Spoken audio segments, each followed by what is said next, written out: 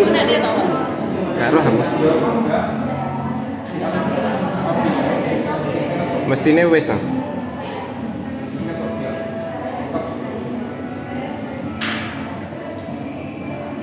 Bagian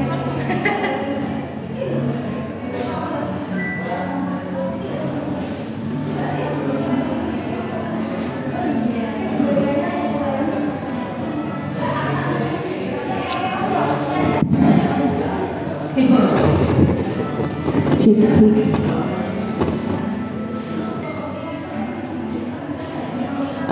Boleh minta tolong untuk panitia, tamu undangan yang masih di luar bisa kita minta untuk segera masuk.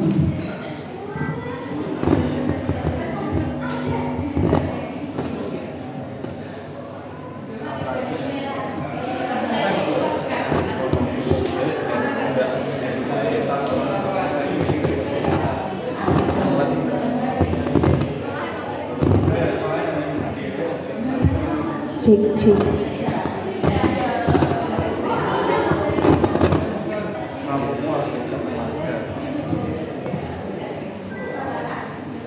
Kami persilahkan untuk tamu undangan yang masih ada di luar untuk segera merapat ke dalam karena acara akan segera kita bubarkan.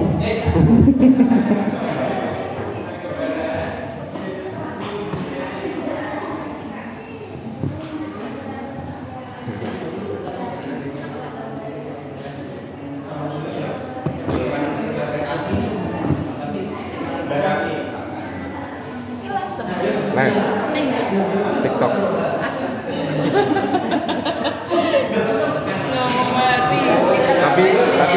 Tapi enak filter ya. Beauty. Oh, aman. Matuan di Instagram itu DA. Oh kan Sing nyekel, oh, nggih Pak Farudin. Alhamdulillah. Arga sing nyekel akun nih untuk DA. aku. Ben iso di Golek saweran menawa oleh. Oh iya jane. Mana jane.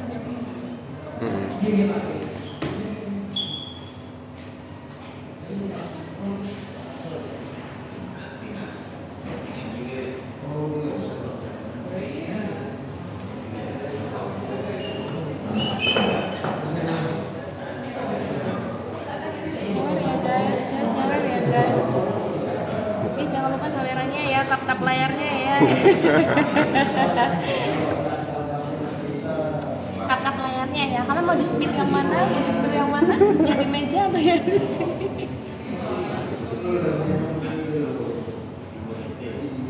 Ini kino lek mati bi. Suwi mati di ces. Iki lek apa ngono kae? Ben tulisannya berubah ya? Diinjekne laptop. Enak aplikasi ini. Oh, aneh. Oke.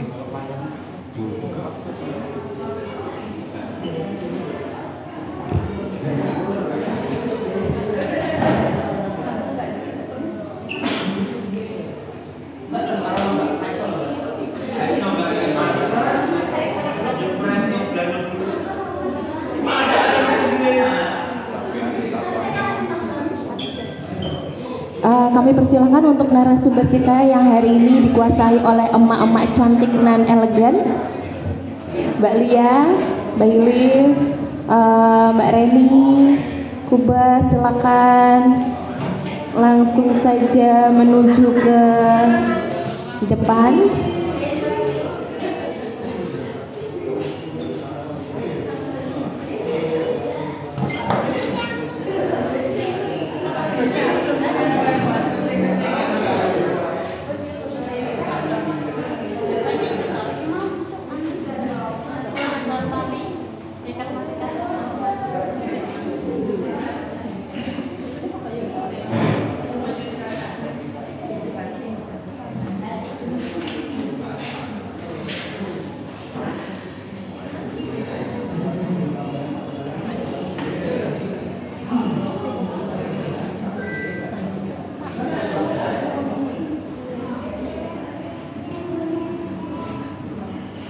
Sekali lagi untuk narasumber kita di pagi hari ini, bintang tamu ya.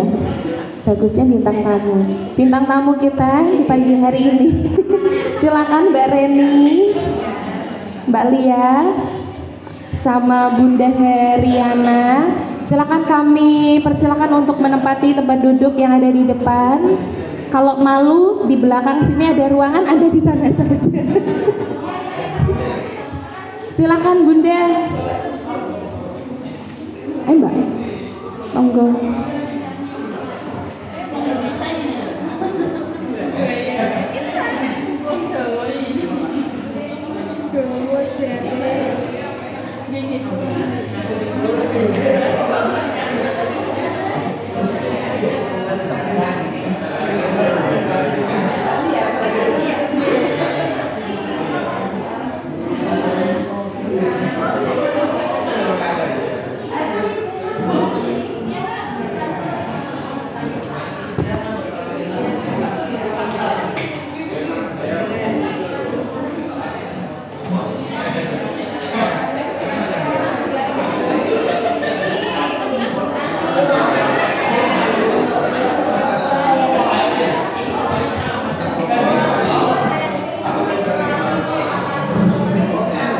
Untuk para tamu undangan, silakan. Kenapa ramai sekali? Apakah memperebutkan bangku? Nanti aja ya, kalau memperebutkan bangku bulan Desember aja. Kampanyenya bulan Desember.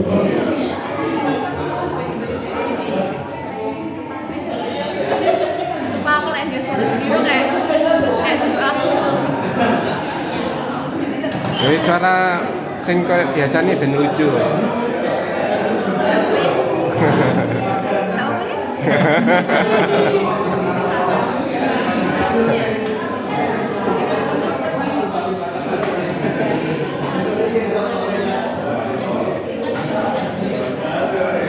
Wes, Halo guys. Kayaknya lebih cocok pakai suara ini aja. Bapak-bapak, om-om, Pak D yang di belakang tolong ya duduk ya. Acara mau kita mulai. Itu kan enak pakai suara ini.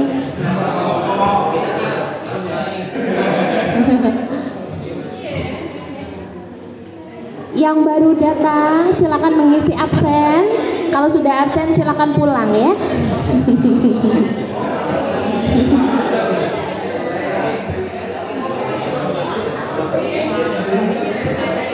Jangan lupa yang bawa handphone bisa lihat di TikTok live-nya Beli TDA ya. Silakan untuk yang mau nyawer paus boleh. Apa TikToknya bener ya, Beli TDA. Sudah, Kakak Fajar bisa pintunya ditutup? Ya, dikunci ya dari luar. Oh ini dokumentasinya baru ya Pak?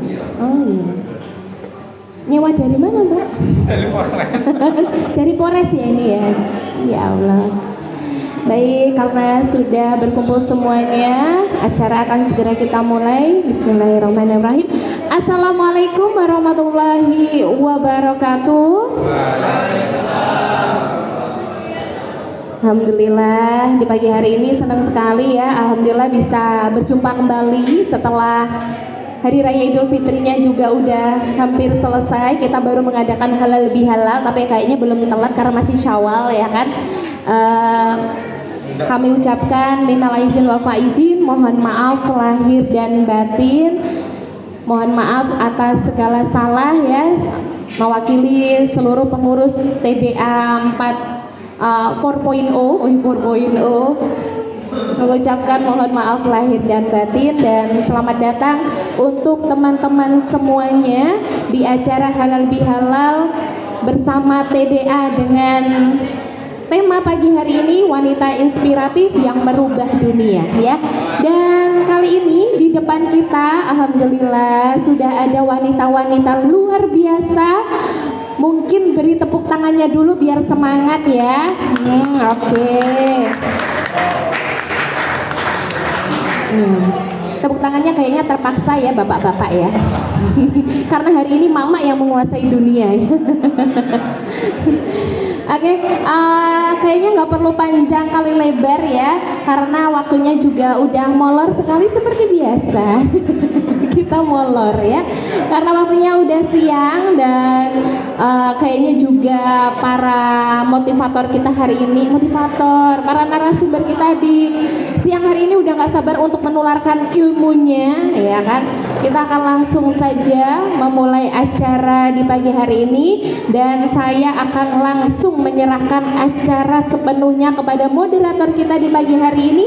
Beliau adalah pengelola Rumah Tafis Gemilang Aroyan Kediri dan ini dia Ibu Sylvia Ferdiana. Waktu udah tepat, dipersilakan Bunda.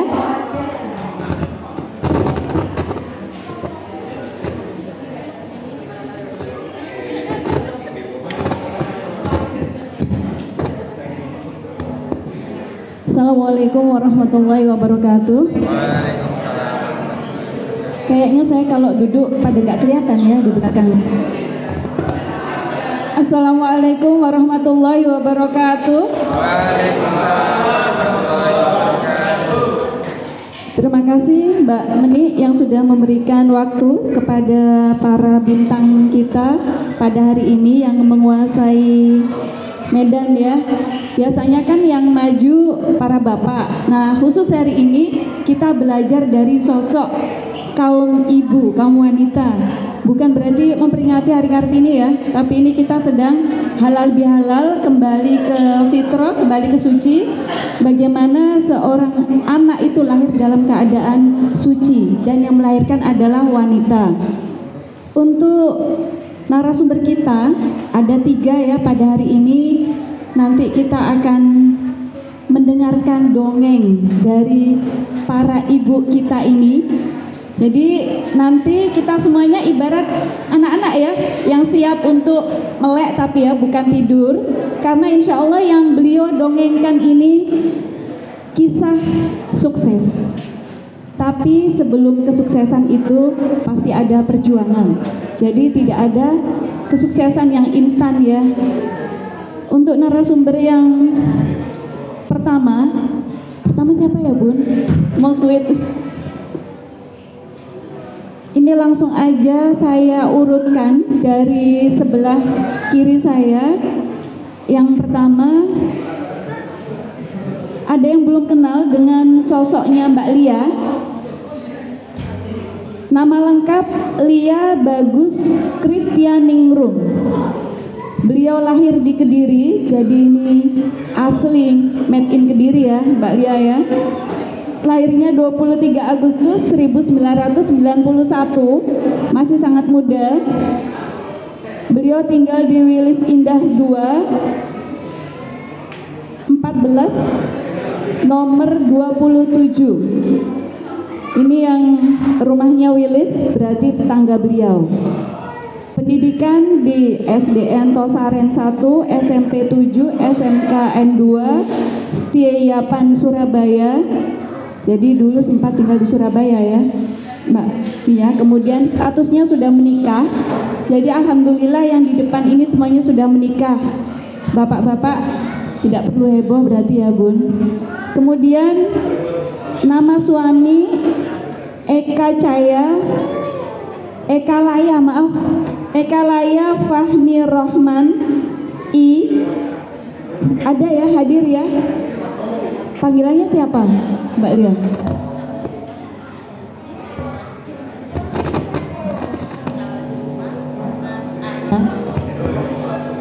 Kalau di rumah panggilannya Mas Ayah, tapi orang biasa manggilnya Mas Eka. Jadi kalau cari ke rumahnya panggilnya Mas Ayah ya. Pengalaman organisasi OSIS, Pramuka, PMR, BEM.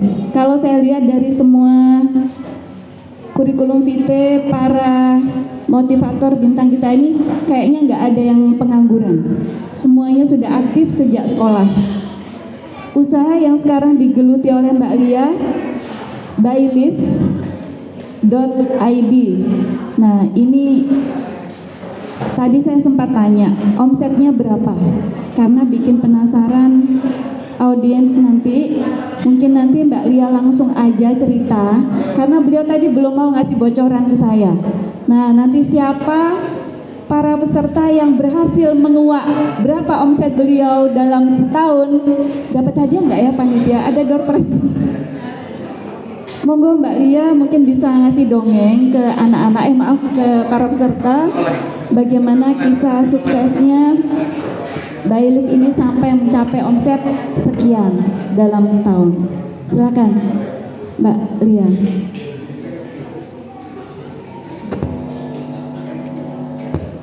Gantian.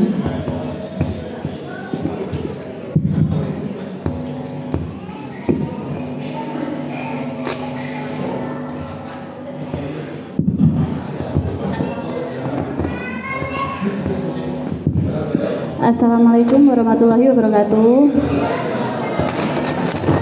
Perkenalkan, saya Lia Bagus, owner dari Bailif ID, bersama suami saya Mas Eka Laya. Bailif ID pertama kali kita coba-coba di tahun 2018, dan saat itu saya masih bekerja di Bank BRI. Selama 6 bulan awal kita benar-benar nggak ada penjualan, jadi penjualan sehari hanya 1 pieces, 2 pieces, maksimal hanya 5 pieces aja. Dan sebenarnya saat itu saya bekerja sama dengan sahabat yang ada di BRI. Kita joinan 2 orang. Tapi setelah 1 tahun akhirnya terjadilah pecah kongsi. Tapi alhamdulillah semuanya clear dengan damai, dan beliaunya merelakan dan saya beli sahamnya semua. Dan setelah 6 bulan kita hampir terjatuh, tidak ada penjualan, lahirlah sebuah winning product, di mana winning product itu membuat orderan dari sebelumnya hanya 1 pieces, 2 pieces menjadi 10 per hari, 20 sampai 50 sampai 100 per hari secara bertahap. Dalam proses itu alhamdulillah banyak banget bantuan dari saudara, dari kerabat, dari teman, dan selama ini kita benar-benar produksi sendiri. Ya, kita produksi sendiri, 20% kita ambil dari Maklun. Terus di tahun pertama, tahun kedua dan ketiga kita benar-benar mengalami orderan jauh banget lebih banyak daripada kapasitas produksi.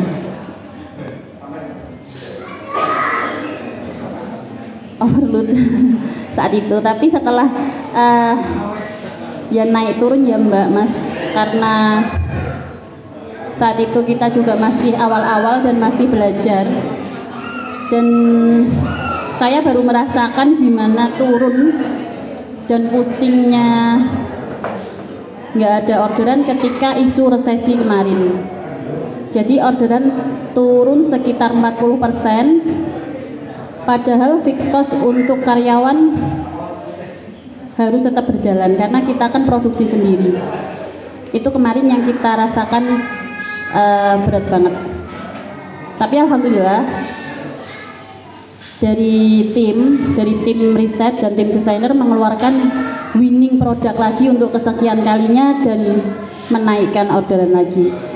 Terus untuk kabar terbarunya mungkin yang hari raya kemarin Mbak, hari raya kemarin itu Masya Allah benar-benar luar biasa.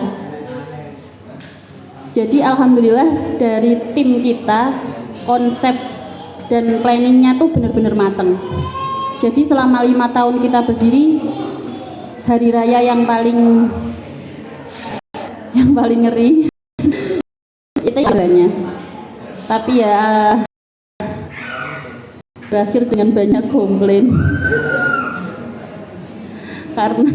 Karena kapasitas produksinya nggak bisa mengatasi, dan berimbas ke sekarang detik ini kita kena penalti. Penaltinya banyak banget di marketplace. Jadi orderan kita drop lagi. Tapi ya alhamdulillah insya Allah tim kita sudah belajar dari pengalaman-pengalaman sebelumnya. Jadi bulan depan kalau penaltinya sudah hilang, insya Allah naik lagi. Siapa lagi ya? Untuk penaltinya biasanya 1 bulan.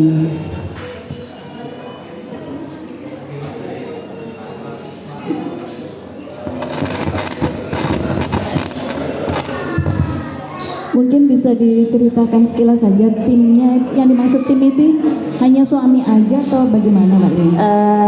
Kita ada beberapa tim di kantor. Di kantor pusat itu ada tim marketing, tim R&D, Research and Development, terus tim multimedia, tim kreatif konten, HRD, accounting, publisher, sama tim-tim lainnya. Untuk iklan kita ada sedikit, tapi sekarang lagi fokus yang kerjakan iklan Mas Eka sendiri. Terus sama yaitu tadi tim produksi. Berarti ini punya pabrik sendiri ya? Bukan pabrik Mbak, apa ya, konveksi paling ya. Iya, konveksi kan. Oke. Nanti dilanjutkan lagi ngobrolnya, dongengnya dari Mbak Lia. Kita lanjut ke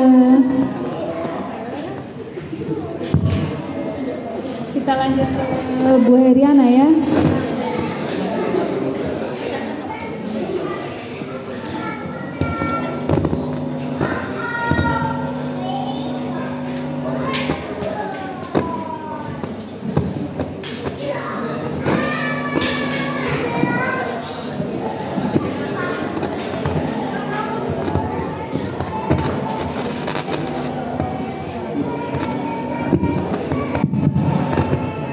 Saya perkenalkan dulu, terutama bagi yang belum tahu asal muasalnya Bu Heriana ini ya.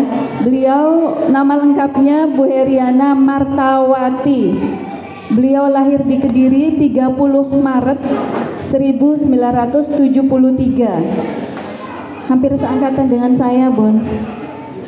30 Maret pas dengan tanggal lahir kakak saya. Alamat rumah Pare Kediri. Riwayat pendidikan, beliau alumni Fakultas Kedokteran Hewan UNAIR, tetangga saya di FKM. SMA 2 Pare, SMP Puncu. Status juga sudah menikah. Kemudian keluarga, nama suami Pak Nonot Suartono. Pasti hadir ya Pak Nonot. Ketemu lagi nih. Kemudian nama anak Zahida Fauzan Jihadi Askari, baru 4 ya Bun, tambah 2 cucu, Masya Allah. Kemudian pengalaman organisasi, saat ini beliau pengurus pembina di Yayasan Nurul Islam, kemudian pembina juga di Yayasan Nurul Izzah, dan bendahara PKS Kabupaten Kediri. Nyalek lagi Bun? Oh boten. Siapa tahu sama dengan Bu Reni ya. Kemudian usaha yang beliau geluti ada beberapa ya. Ada toko buku, ada dawet rombong, ada produksi obat hewan, kemudian percetakan sablon, Indo ternak, ternak gemuk. Jadi Bapak Ibu yang di peternakan ini bisa belajar banyak ke beliau, ke Bu Heriana. Nah, ini sebagai motivasi awal ya.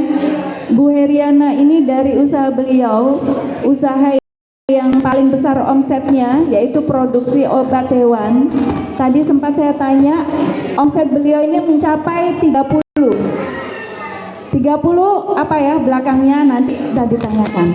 Apakah 30.000? Apakah 30 juta atau 30 apa ini Bun gitu.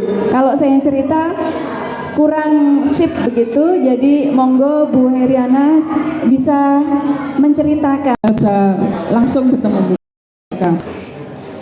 Mengenai usaha kita sebenarnya mungkin beda dengan teman-teman di sini yang berusia muda ya, dimana sejak awal pengen menjadi cucunya datang ini.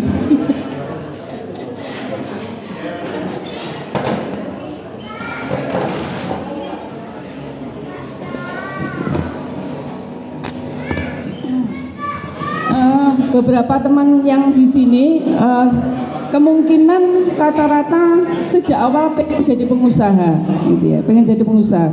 Kalau di zaman kita dulu itu belum usum ya, belum usum orang jadi pengusaha. Jadi saya termasuk juga suami sejak awal ya mikirnya sekolah, kuliah, habis itu kerja kayak gitu aja gitu. Jadi linear gitu. Jadi saya menikah, saya masih kuliah, saya lulus punya sekolah entrepreneur itu, yang ramai sekali waktu itu dengan euforia wirausaha. Kita ikut panas gitu, ikut panas, akhirnya keluar dan kita bikin usaha. Waktu itu tahun 2005 kita sudah mulai usaha. Tetapi memang kalau dibilang kita melakukan apapun itu yang penting mindsetnya. Kadang ini buat guyonan, tapi sebenarnya ini penting, bahwa pada saat itu kita bikin usaha, mindsetnya adalah mengganti penghasilan kita dari kita bekerja. Hanya itu saja, tidak punya idealisme bahwa nanti kita akan bikin usaha besar, karyawannya banyak dan sebagainya. Enggak, kita malah batasi. Pokoknya cukup aja, cukup aja. Sehingga ini berjalan kita tanpa tim ya. Jadi saya sama suami sama bagian produksi aja. Saya di dalam di keuangan sama ngawasi produksi, kemudian suami marketing keliling ya, keliling. Modelnya kita canvassing ke farm begitu. Kita insaf bareng sama Mbak Reni Pak Wahyu waktu itu ya, tahun 2016. Baru insaf bahwa bisnis itu ya harus sungguh-sungguh, harus punya cita-cita yang besar, bahwa ini penting untuk kemaslahatan umat, ya, pembangunan peradaban sebagainya. Pokoknya waktu itu kita lagi semangatnya dengan idealisme berbisnis. Jadi waktu itu kita ngumpul, saya waktu itu yang perempuan saya sendiri, saya sama Pak Nonot, kemudian Pak Fendi, kayaknya tadi ada ya Pak Fendi, ada Pak Fendi, Pak Wahyu almarhum, kemudian waktu itu Pak Wasik yang punya LC, kemudian Pak Frandi jago bahasa, terus satu lagi itu pengusaha ini ya, pembenihan, bikin bibit. Dan dari situ kemudian kita mulai membangun bisnis. Jadi PT Cipta Ternak Sehat Indonesia itu berdiri tahun 2016 itu dengan kita memperbaiki seluruh manajemennya, seluruh strukturnya gitu. Ya, begitu kita merubah mindset kita gitu. Di tahun 2016 itu kemudian setiap tahunnya itu kita naik 2 kali lipat, 3 kali lipat begitu ya. Sehingga alhamdulillah waktu itu saya ingat tahun 2016 itu omset kita itu sebulan sekitar 200-300 lah mentok begitu ya. Kemudian 2 kali lipat, 3 kali lipat begitu. Alhamdulillah akhirnya sesuai dengan apa yang kita rencanakan, tercapai apa yang sekarang terjadi, sehingga strukturnya rapi dan sebagainya. Sehingga kalau biasanya mungkin teman-teman yang sudah mengenal ini kayaknya Pak Nonot sama Bu Ed jalan-jalan aja dan sebagainya, ya kita jalan-jalannya kerja ya Mbak Reni, jalan-jalan sambil kerja. Untuk operasi sebagainya di tingkat teman-teman tim sudah bisa mengerjakan, sehingga kita lebih support ke marketing sama angka di bawah aja. Saya Mbak. Itu Mbak.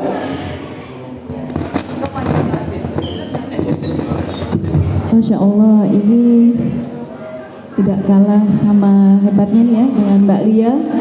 Subhanallah, jadi sekarang memang kerjanya jalan ya. Yang dikatakan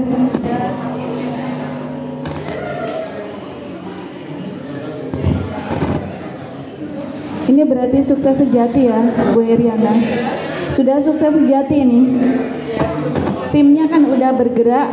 Kalaupun Bu Heriana seandainya jalan-jalan nih sama cucunya begitu ya. Nah ini harapannya, adakah di antara peserta yang pengen kayak ibu-ibu yang di depan? Oh nggak ada yang pengen? Ada? Yang pengen juga ibu-ibu juga ya? Masya Allah, ini kita lanjut aja prosesnya. Tadi Bu Heriana sudah cerita. Sekarang ke siapa pembicara kita yang terakhir? Ada yang belum kenal?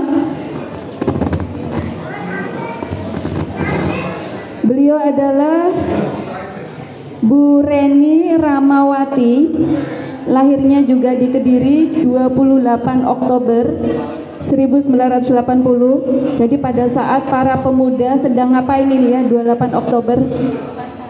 Upacara. Beliau tinggal di Ngadiluwe, kuliahnya di Unbra, pertanian ya, tembusnya ke Kuba. Kemudian nama suami almarhum Pak Wahyu, putra beliau ada 5 ya Bun, ada yang kembar ini ya, Dava dan Davi yang kembar. Beliau juga aktif di OSIS, Pramuka, kami, SKI jurusan, dan usaha yang beliau geluti, Kuba. Oh, yang awal menjadi legend ya Bun, dan sampai sekarang tokonya tidak akan ditutup karena itu menjadi sejarah perjuangan panjang beliau. Toko Jilbab Nusantara yang ada di rumah beliau, yang akhirnya kemudian lahirlah usaha-usaha yang lain. 2016 Kuba, 2017 Master Tukang. Subhanallah, ini saya tadi ini Master Tukang, ini tukang yang profesional berarti ya. Kemudian 2018 Inseco, produksi mesin ya Inseco ini. Kemudian 2019 yang sedang kita tempati ini yaitu Kedai Expo. Omset terakhir kemarin Kuba 22 ya Bu Reni ya. 22 apa angkanya? Kayaknya kalau yang di depan ini bahasanya angkanya 2 digit, ini belakangnya nggak perlu disebut begitu. Karena udah tidak mengenal ribuan ya kayaknya ya, begitu Bun. Jadi langsung aja saya berikan waktu kepada Bu Reni untuk memberikan kisah perjalanannya, bagaimana Jilbab Nusantara ini sampai akhirnya menjadi Kedai Expo. Silakan Bu Reni. Ini.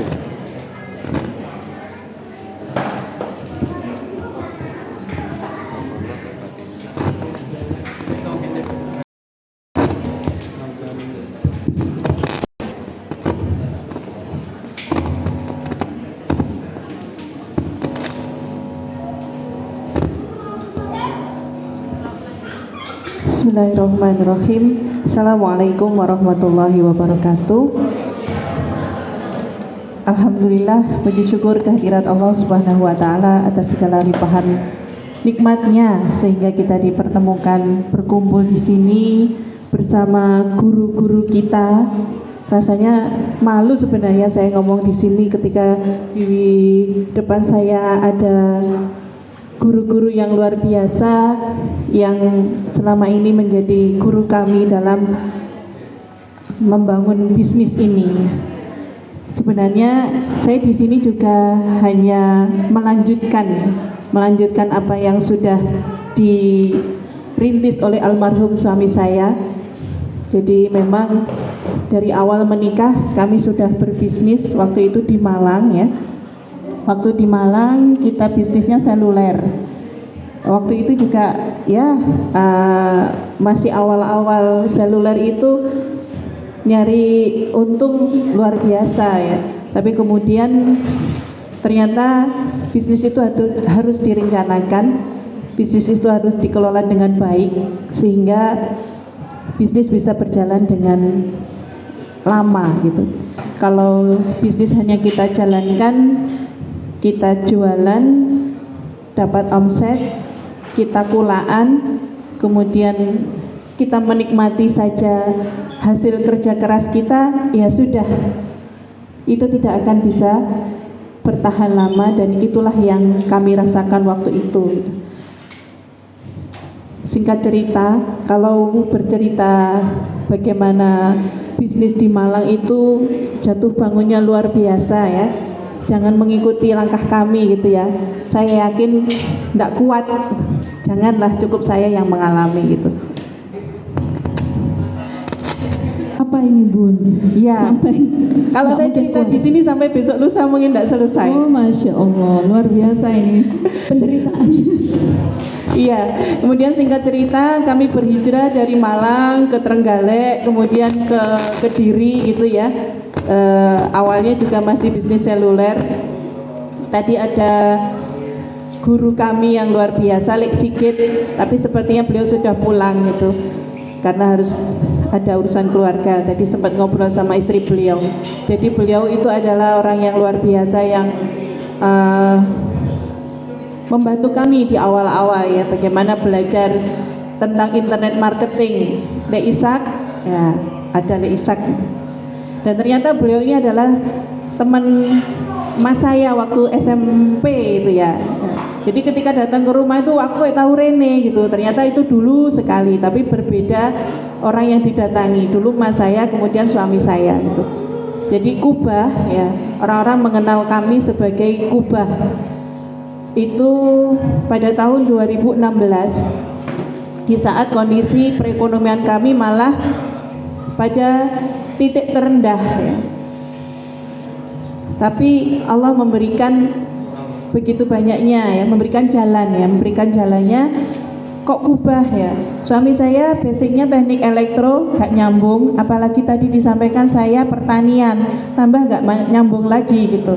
Apalagi saya hari ini melanjutkan itu ternyata juga tidak semudah membangun. Dulu Kubah itu identik dengan Pak Wahyu, kemudian Kubah berubah menjadi Reni Kubah, itu juga tidak mudah ya. Satu hal yang waktu awal-awal perkembangan Kubah itu seringkali saya, bahasanya orang Jawa itu bengkrengan ya. Yang mengaku perempuan pasti sama dengan saya. Perhitungannya akeh, banyak perhitungan. Tapi kalau bapak-bapak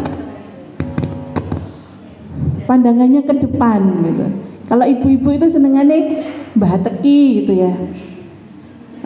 Beliau menyampaikan bahwa kalau kita tidak punya mimpi, bagaimana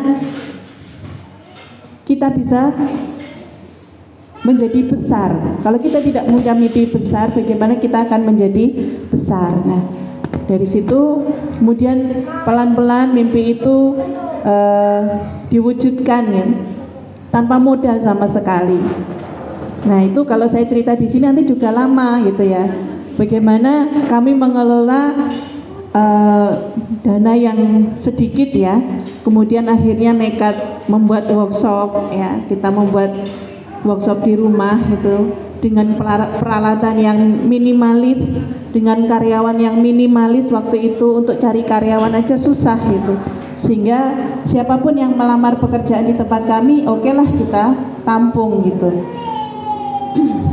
sambil kita ngajari mereka ya.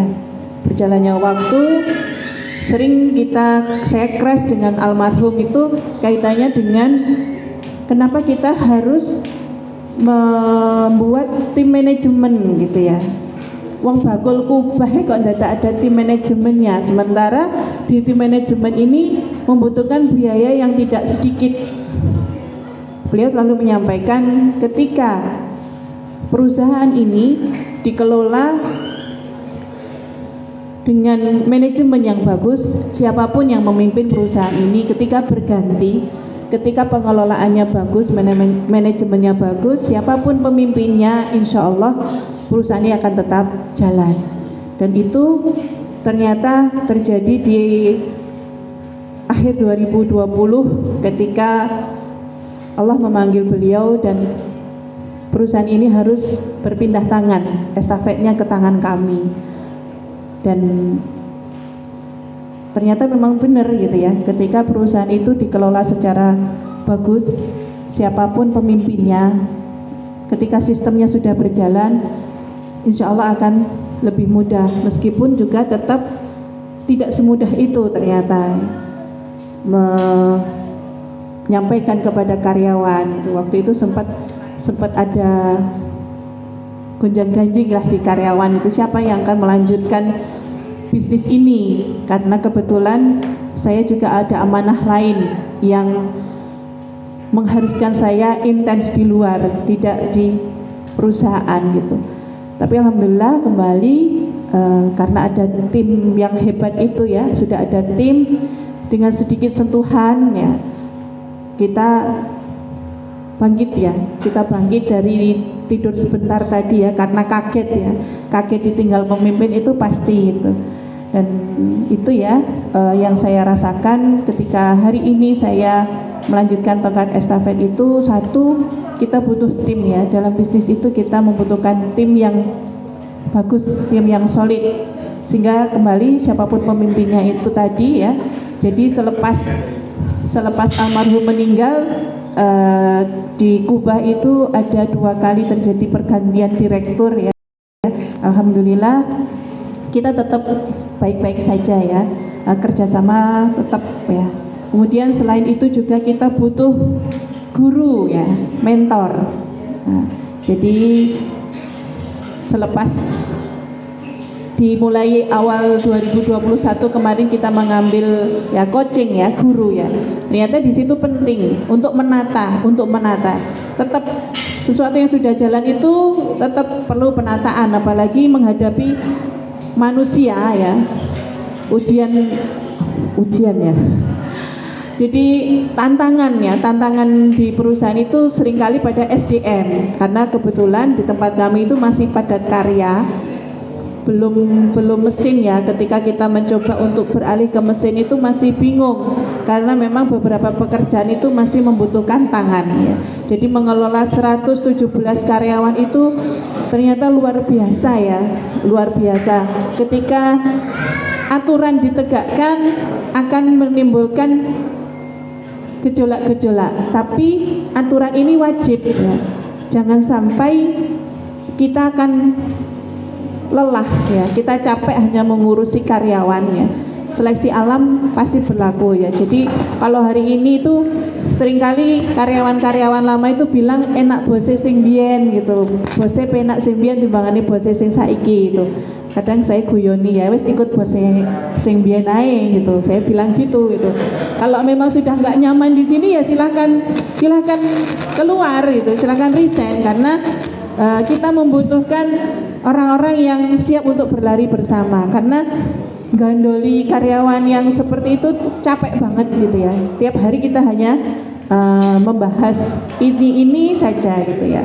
Dan akhirnya ya kita juga harus siap melepas ya. Meskipun dia karyawan lama, ketika sudah tidak bisa bekerja sama ya dengan sangat menyesal harus kita salami. Kerjasama kita hanya sampai di sini. Disalami sama dikasih amplop gitu, Bu Neni. Iya. Dan siap untuk digeting gitu ya. Jadi karyawan yang di PHK itu seringkali kan tidak terima dengan apa yang kita lakukan ya. Tapi ya itulah, daripada kita lelah ya, kita capek hanya ngurusi 1 orang karyawan saja, sementara energi kita akan habis untuk itu ya. Jadi seperti itu. Kalau pengen sharing ya apalah saya gitu ya. Di sini kembali lagi hanya melanjutkan, Mbak. Saya di sini hanya melanjutkan. Alhamdulillah tim kami saya diberikan tim-tim yang orang-orang yang luar biasa yang mendukung setiap apa yang kami lakukan. Insya Allah itu, mohon maaf ada kurang lebihnya. Assalamualaikum warahmatullahi wabarakatuh. Waalaikumsalam warahmatullahi wabarakatuh. Bu Reni, ini kalau saya lihat dari kurikulum vitae Bu Reni, usahanya ini ada beragam tak sama. Ini berarti semuanya ini sekarang Bu Reni mendadak harus bisa semua ya? Tidak juga. Oh, tidak juga. Tapi tahu manajemennya begitu ya? Ya, jadi dulu waktu Pak Wahyu masih ada, kita ada holding ya. Kita ada holding, ada beberapa unit usaha yang ada di sana. Kemudian di awal 2021 saya memutuskan holdingnya di hold dulu. Holdingnya dibekukan dulu. Kemudian untuk usaha-usaha itu masih kepemilikan masih sahamnya mayoritas ada di saya. Saya di situ sebagai sekutu pasif. Jadi setiap usaha itu ada direktur yang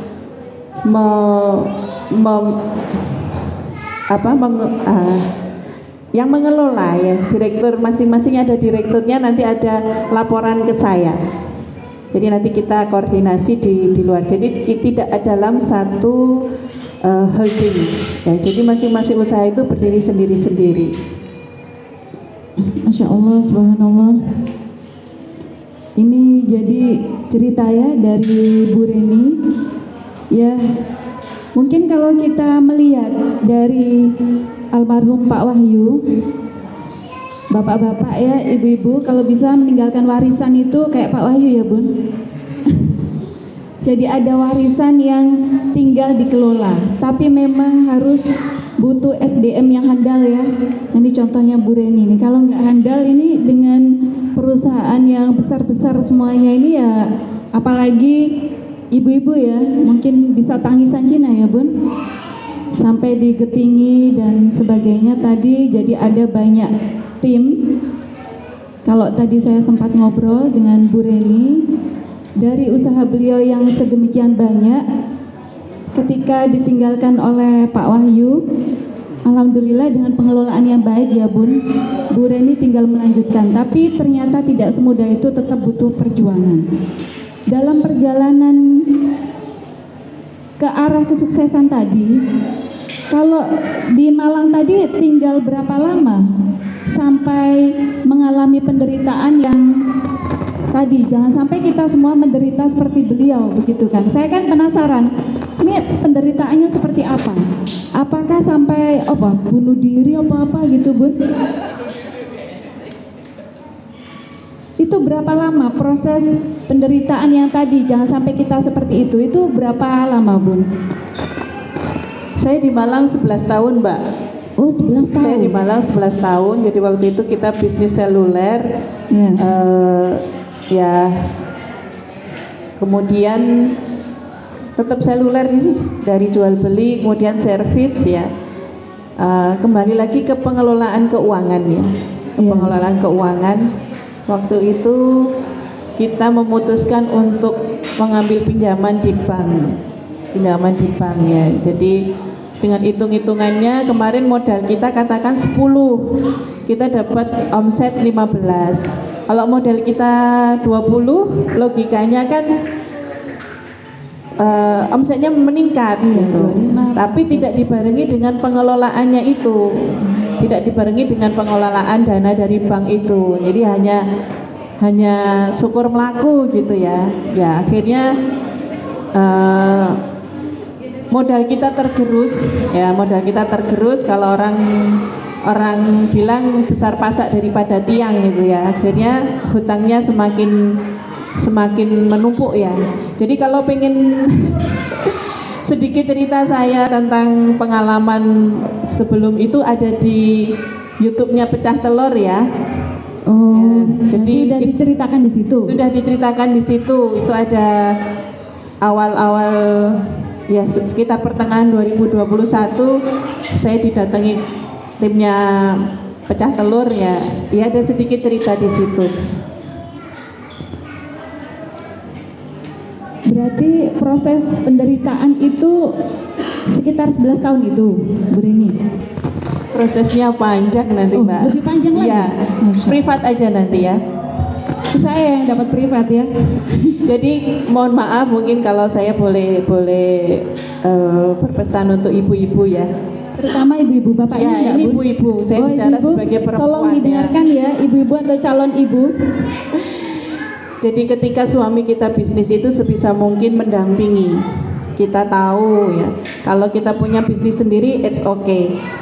Tapi ketika kita tidak, itu sebisa mungkin kita mendampingi, kita belajar, jadi ketika takdirnya seperti saya harus ditinggal suami di usia yang mungkin Masih muda ini. belum terlalu tua ya, usia 41 saya sudah ditinggal gitu, dengan ditinggali 5 orang anak. Jadi kita masih bisa bertahan, saya punya cerita. Mbak saya itu punya teman di Jogja ya, di Jogja.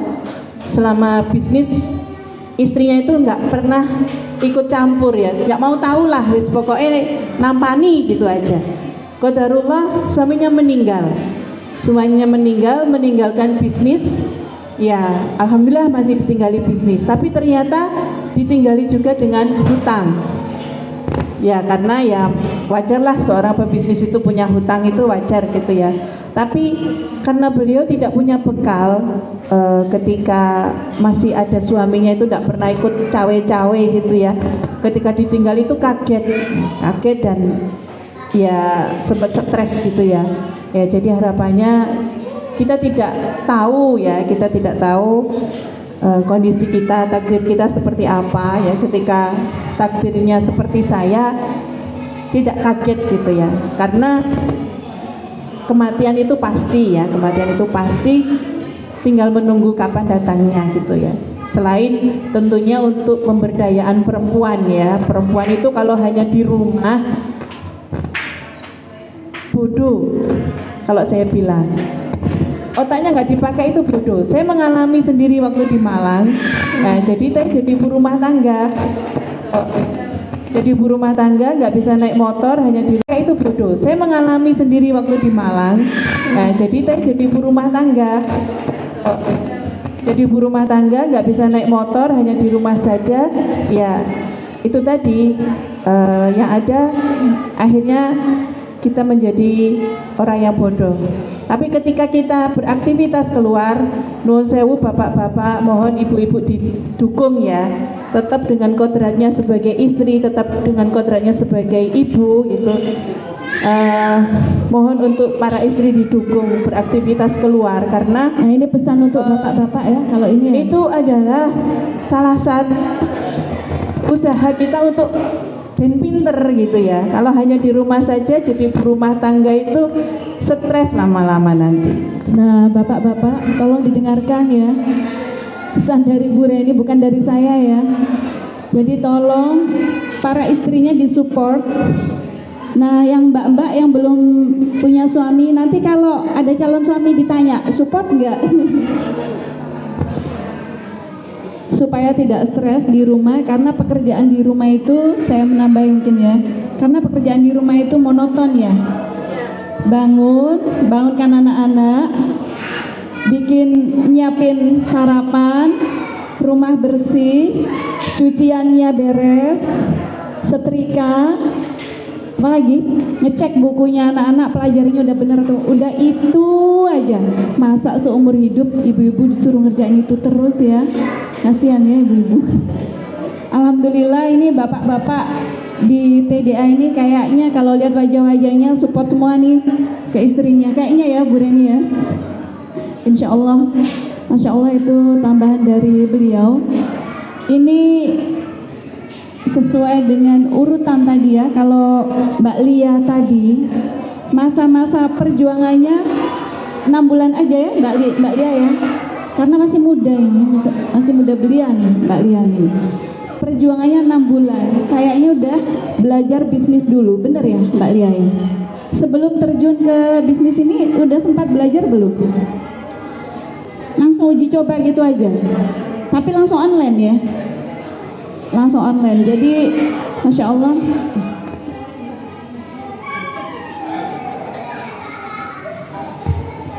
Ini kalau kita dengarkan tadi cerita dari para ibu, kalau Mbak Lia tadi untuk jualan produk beliau yang kalau nyontoh bahasanya Bu Reni yang sempat menderita tadi hanya 6 bulan ya, lakunya cuma sehari 1 begitu ya. Setelah itu naik sampai overload sampai yang paling tinggi Lebaran kemarin ya Mbak Lia ya. Nah ini kalau boleh tahu, tadi Mbak Lia menyampaikan nggak sempat belajar bisnis. Ya betul. Apa suami yang belajar bisnis?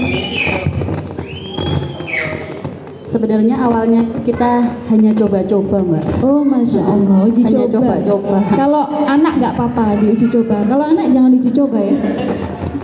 Awalnya tuh coba-coba, tapi ya sebelumnya juga nggak pernah belajar bisnis.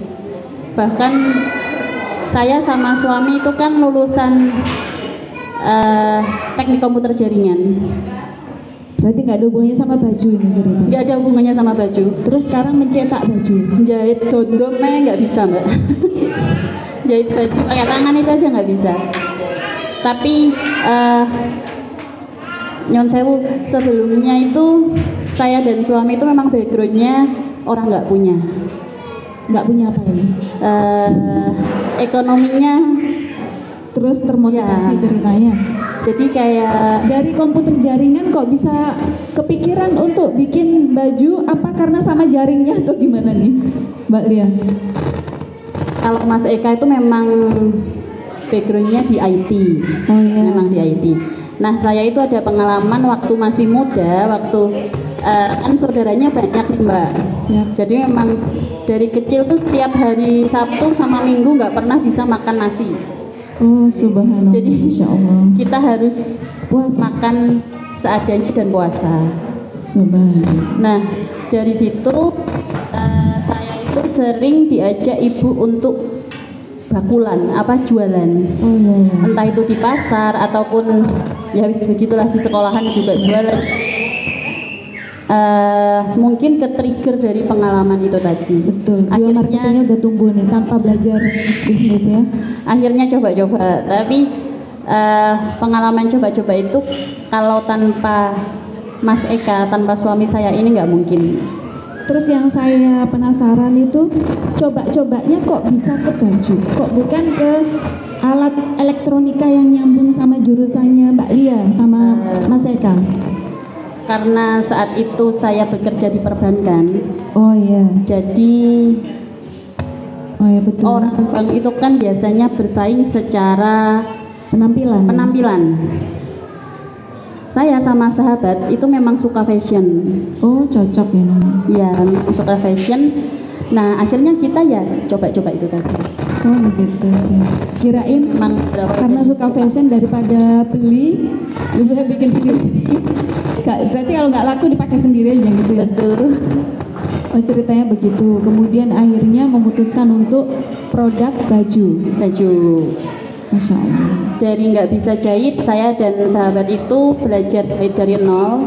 Oh, Jadi berarti terjun sendiri, jahit sendiri nih Mbak Lia? jahit sendiri, Mbak. Jadi pulang kerja jam 7 malam, jam 8 itu jahit sampai jam 2. Masya Allah. Kayak gitu, terus besoknya baru dikirim. Tapi kalau sekarang sudah ada tim jahitnya sendiri ya? Alhamdulillah sudah ada tim produksinya ada sendiri. Mbak Lianya udah tinggal jalan-jalan sama Mas Eka? Nggak gitu konsepnya. Konsepnya gimana? Tetap terjun atau ngecekin aja atau gimana? Kita punya tim, tapi ya saya setuju dengan Mbak Reni dan Bu Eri yang tadi kita tetap memantau. Jadi walaupun perempuan gimana ya, tetap harus belajar. Kalau bagi saya itu kan dan suami, ilmu itu tidak ada yang baku. Jadi tetap pembelajaran terus menerus. Alhamdulillah. Kalau boleh ke Bu Heriana lagi.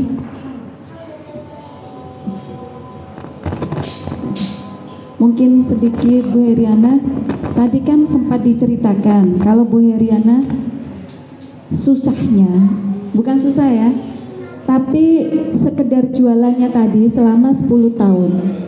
Ya. Oh, 10 tahun yang bekerja ya, kemudian insyaf ya. Baru bisnis. Itu karena ikut acara training motivasi tentang bisnis nih ya, kemudian menjadi korban dari training itu, tapi ini adalah korban yang sukses sehingga akhirnya bisa ini ya, menaikkan omsetnya setiap tahun 2 kali 3 kali. Itu setiap kali penambahan omset, kalau boleh tahu Bu Heriana, kalau tadi Bu Reni kan kru karyawannya 117, tadi itu dikubah saja atau semua Bu Reni? Kubah saja 117, Insya Allah. Kalau Bu Heriana berapa ini krunya? 100-an. Itu semua atau yang di ya cipta ternak? Cipta ternak aja. Kalau Mbak Lia berapa timnya sekarang? 200-an. Ini kalau saya compare rata-rata para ibu-ibu kita ini krunya ada 200-an ya. Karena Mbak Reni tadi yang 117 hanya dikubah, padahal masih ada 4 perusahaan yang lain yang juga besar-besar. Kemudian Bu Heriana juga hanya di PT Indo Ternaknya saja yang ada 100-an. Jadi Masya Allah, ini Bapak Ibu, Mbak-mbak dan Mas-mas bisa memperhatikan nih wajah-wajah ibu-ibunya tegang nih. Padahal nggak diapa-apain Bu. Biasanya ngadepin karyawan, ya sekarang ngadepin Bapak Ibu yang memang niat belajar ini ceritanya. Mbak, ini dari peserta apa dikasih sesi pertanyaan atau langsung ditutup?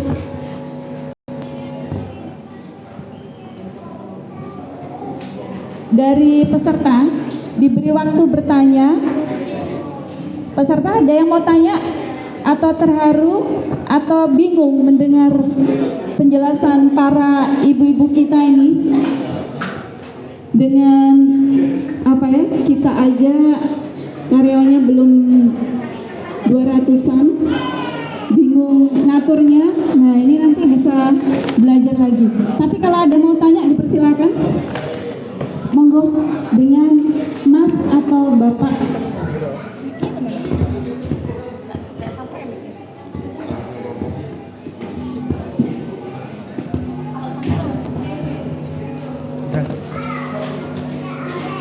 Monggo, bisa disebutkan namanya.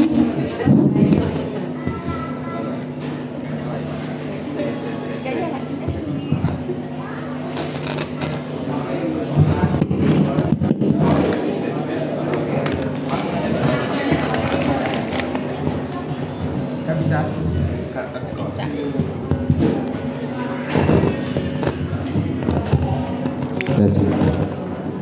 Pertanyaannya boleh langsung tertuju ke siapa gitu kah? Boleh. Boleh ya. Aku tanya ke Mbak Lia. Mas Miftah. Iya. Mbak Lia kan untuk saya lihat brandingnya kuat ya, di Instagram juga pengikutnya banyak, followersnya juga maksudnya pengikutnya aktif untuk mengikuti tren-tren terbaru dari produknya Bayrif.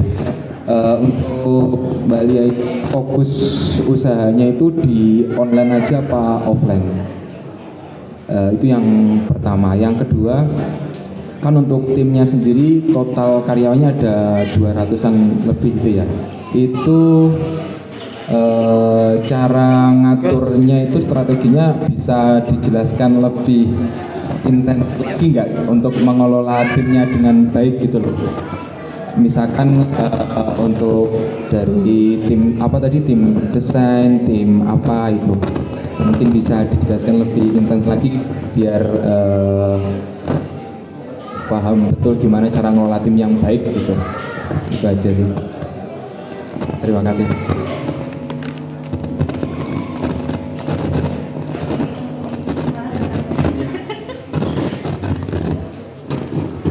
Ya, Mas. Yang pertama tadi kita fokus ke online atau offline. Langsung aja ya Mas ya. Untuk sekarang kita fokusnya semua online. Jadi penjualannya selama ini online. Tapi kita ada pameran di Bandung. Jadi di Bandung itu selalu setiap Mbak Dila setiap bulan atau setiap itu loh yang paham sebenarnya Mbak Dila ini loh. Ini loh Mbak Dila. Jadi setiap bulan di sana itu selalu ada namanya expo apa? Event di setiap mall. Dulu yang paling kenceng itu ada di PVJ Mas. Terus sekarang kita pindah-pindah dari apa?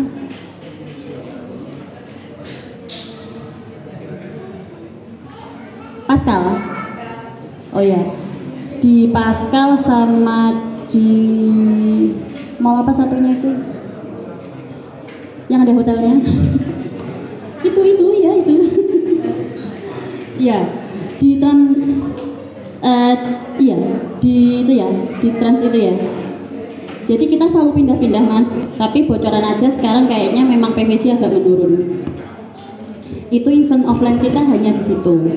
Sebenarnya kita toko sudah 70% siap di Jalan Semeru. Kedepannya kita memang akan buka toko di situ, dan toko offline kita memang apa ya, ini cita-cita Mas, cita-cita toko offline kita ada di Bandung, di Jakarta sama di Kediri, mungkin Surabaya juga, tapi masih cita-cita. Yang kedua tadi tentang cara mengatur karyawan. Kayaknya Bu Herinya sama Mbak Reni ini lebih paham. Cara mengatur karyawan kita, kalau dulu kita sering, ya dulu sih sampai sekarang tuh sering ada drama Mas, drama di karyawan. Kita menganggapnya drama anak ayam ya. Jadi semuanya bisa diselesaikan oleh Mbak Dila. Kalau dulu saya yang mengatur semua drama karyawan-karyawan ini. Tapi alhamdulillah sekarang ilmu itu saya turunkan ke Mbak Dila dan HRD. Saya sama Mas Eka murni belajar dari pengalaman. Tapi jujur, TDA luar biasa. TDA benar-benar ya, TDA benar-benar luar biasa. Saya benar-benar banyak banget belajar dari pengalaman orang lain, pengalaman teman-teman di TDA. Jadi ketika mereka sharing, karena saya masih cupu ya Mas ya, ibaratnya saya belajaran. Ngapunten sambil bahasa Jawa nggih. Karena kita memang belum sama sekali di bidang bisnis pergombalan ini, jadi saya tuh masih belajar di sini. Dan kemarin memang benar-benar Masya Allah keren banget, sharing-sharing dari teman-teman itu benar-benar sangat membantu kami dalam masalah entah itu marketing, masalah pengelolaan SDM itu sangat membantu. Tapi ada beberapa yang beda sudut pandang itu kayaknya ya memang ya, karena saya ulangi lagi, ilmu itu tidak baku bagi saya. Jadi tidak semuanya itu sama. Kalau di tempat kami kita menciptakan budaya kerja, atau bahkan Mbak Dila sama teman-teman sendiri kemarin ada case ditanyain sama Mas Ilham Amerta ya Mbak Dila ya, Mbak Dila kenapa kok timnya itu bisa solid, kenapa saling membantu dari divisi lain ke divisi lain.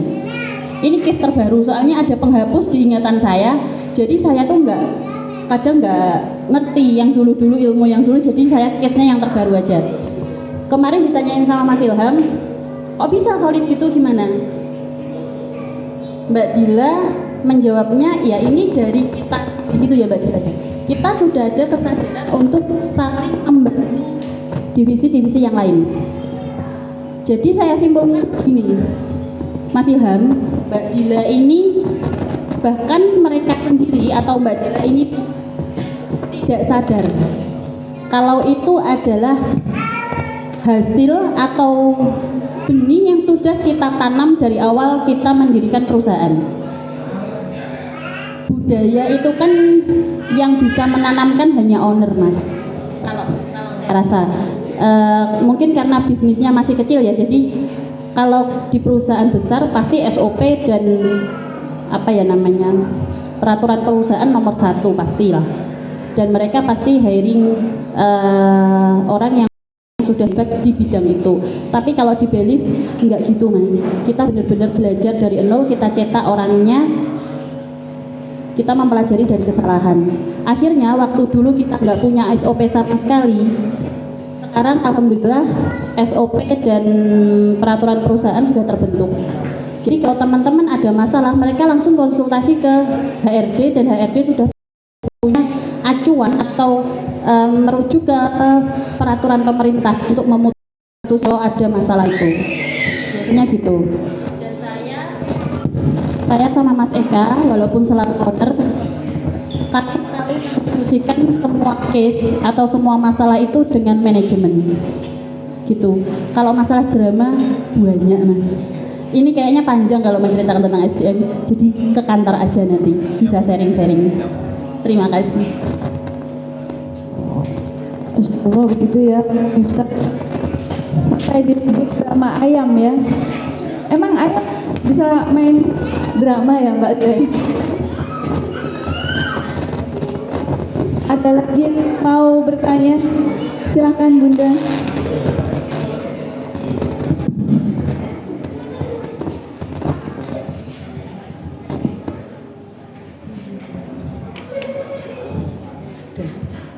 Assalamualaikum warahmatullahi wabarakatuh. Terima kasih atas waktu yang diberikan. Langsung ke ya, Bu Puji. Ya. Langsung ke Mbak Lia dulu ya, saya langsung tunjuk ya. Mohon maaf, saya tidak mengerti tentang bisnis pergombalan tadi ya, tetapi dari sini saya ingin belajar lewat panjenengan.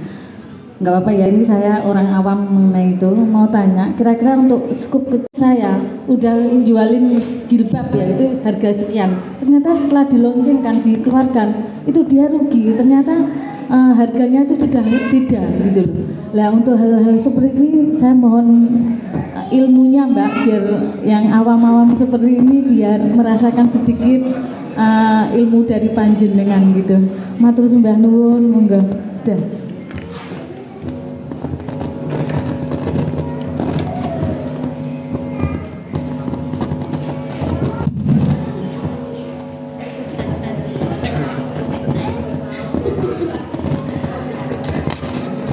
Bu Puji nggih, Ibu Puji nggih. Terima kasih atur nuwun pertanyaannya. Permasalahan di permodalan awal nggih. Jadi gini, itu sama Bu sama yang saya alami dulu waktu di awal-awal. Kan saya sudah cerita tadi ya. Memang saya dan suami itu backgroundnya nyon sewu orang nggak punya. Jadi rumah aja kontrak. Terus suami kerjanya di rumah, di kamar, malah sampai ada cuitan di tetangga, iki bojone gak kerja ta iki gitu. Ya begitulah ceritanya waktu itu. Terus saya juga waktu itu masih punya cicilan bank. Nah, kalau masalah modal ini mungkin tidak susah.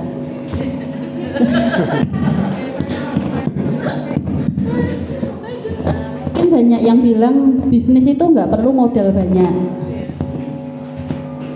Saya dari nol tanpa modal, nyon sewu nggih, mungkin banyak teman-teman bapak-bapak ibu-ibu yang iya sama Mbak Reni juga mungkin ada yang sering bilang kita dari modal nol, kita nggak ada modal, tapi setahu saya semua butuh modal. Contoh HP, kuota, lokasi, link, temen, nah, kamar yang buat suami saya tadi. Saya rasa semua butuh modal. Jadi waktu itu saya dan suami menalarnya sendiri. Kita nalar tuh begini,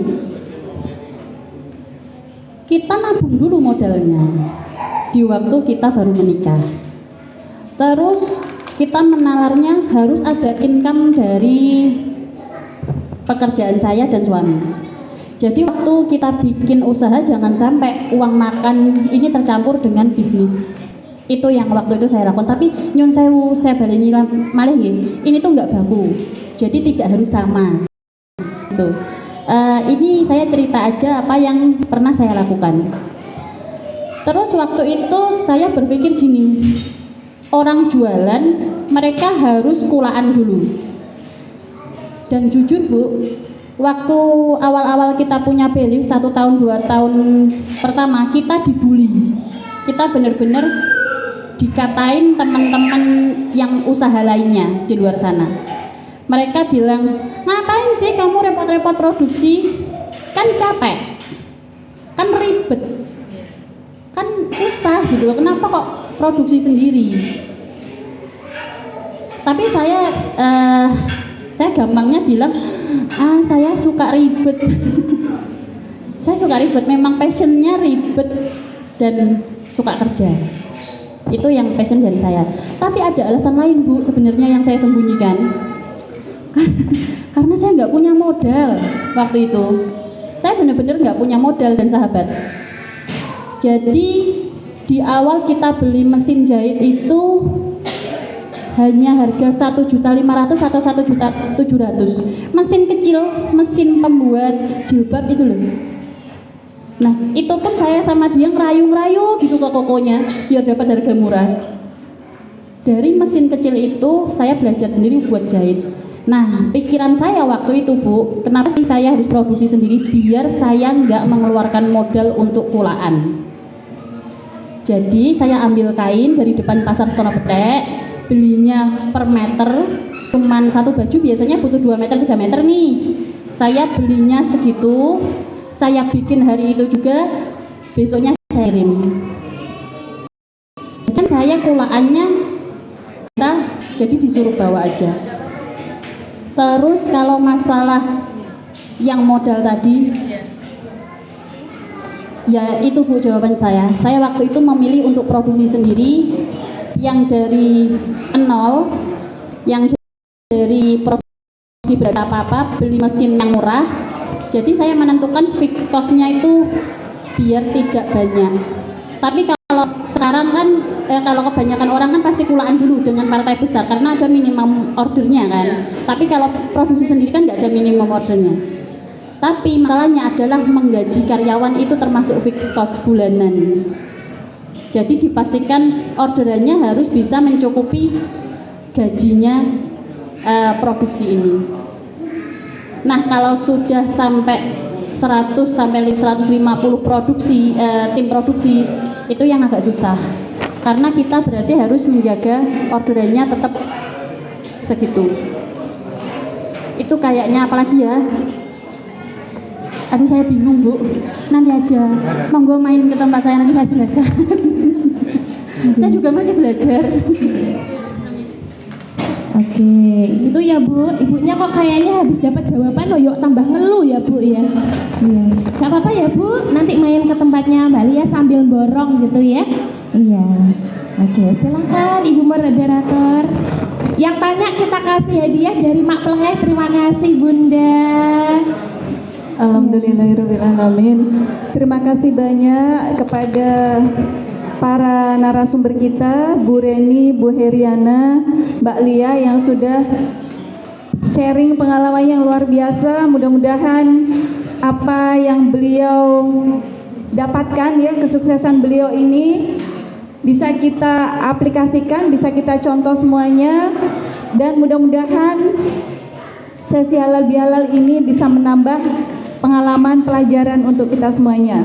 Saya selaku moderator mohon maaf yang sebesar-besarnya apabila dalam pendampingan saya tadi masih kurang memuaskan ya, apalagi waktunya kayaknya masih pada mengeringit ya Mbak Menik. Saya mohon maaf yang sebesar-besarnya. Saya akhiri wabillahi taufiq wal hidayah. Wassalamualaikum warahmatullahi wabarakatuh.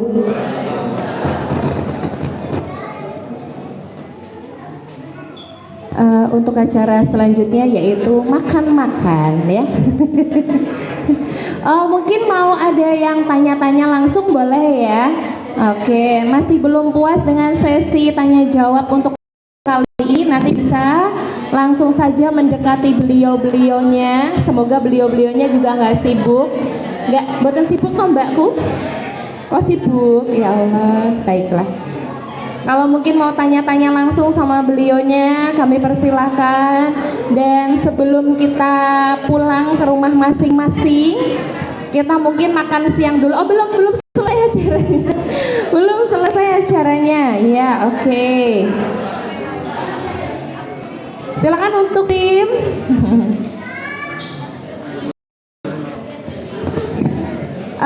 Mungkin saya mau bagi-bagi hadiah kali ya untuk yang sudah datang ke sini. Boleh ya, Bun? Ini hadiahnya saya bagikan ya, Bunda. Mohon izin nih.